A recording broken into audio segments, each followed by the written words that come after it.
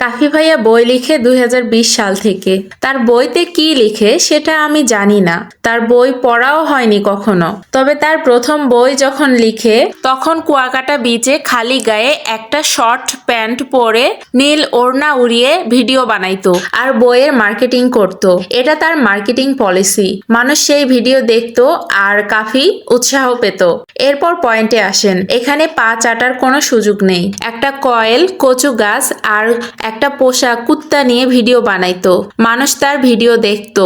সে এক সময় dollar income শুরু করলো। তার প্রথম ডলার বাংলা টাকায় সম্ভবত 50,000 টাকা ছিল।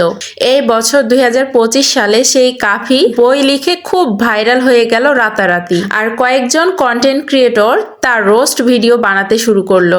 আমার কথা হইল, আজকের কাফি তার পলিসি দিয়ে ভাইরাল হয়েছে। এটা তার যোগ্যতা। আপনি হয়তো পারিনি তার মতো শর্ট প্যান্ট পরে খালি গায়ে কুয়াকাটা বিচে ওড়না নিয়ে ভিডিও বানাইতে। একটা কথা, কাফি তার নিজের জায়গা থেকে সে সাকসেস, সুতরাং সেটাও তার একটা যোগ্যতা বলে আমি মনে করি।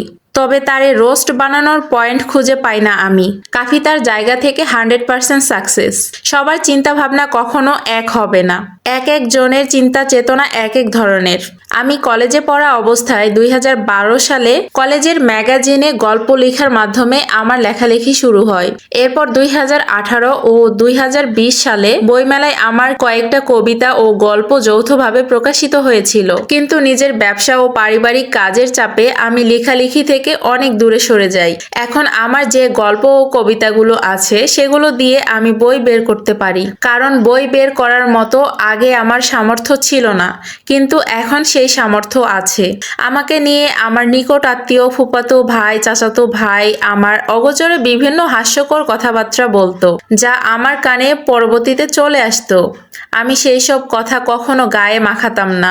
সেই জায়গা থেকে কাফি তার চেষ্টা অব্যাহত রেখেছে। এখন সে এগিয়ে গিয়ে নিজেকে নিয়ে মোটামুটি একটা ভাইরাল পজিশনে আছে।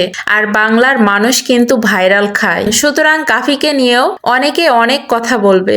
আমি মনে করি ভুল কাটিয়ে সেও এক সময় ভালো কিছু হয়তো উপহার দিবে। আজকের এই লেখাটি একজন লেখক ভাইয়ার টাইমলাইন থেকে আমি নিয়েছি। তার লেখাটি আমার কাছে অনেক ভালো লেগেছে, সেজন্য আপনাদের মাঝে আমি এই লেখাটি শেয়ার করলাম। আশা করি আপনারাও বিষয়টি বুঝতে পারবেন। পরিশেষে একটাই কথা বলবো, আপনি যে কাজটা করতে পছন্দ করেন বা যেই কাজে আপনি পারদর্শী, সেই কাজটা আপনি প্রতিনিয়ত ভালোভাবে করতে থাকুন, দেখবেন আপনিও সফল হয়েছেন। অযথাই অন্যের সফলতা, অন্যের কর্মকাণ্ড নিয়ে ব্যস্ত হয়ে পড়বেন না, বরঞ্চ নিজের কর্মকাণ্ড নিয়ে ব্যস্ত হয়ে পড়ুন।